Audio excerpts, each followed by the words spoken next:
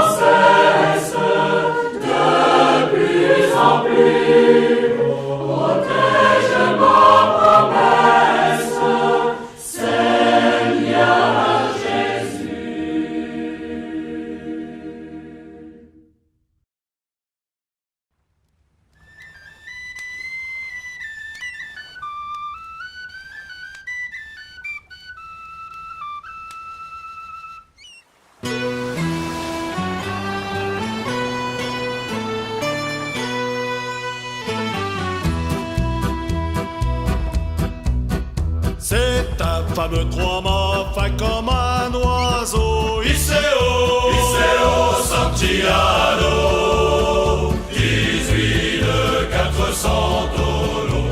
Je suis fier d'y être matelot. Tiens bon la vague et tiens bon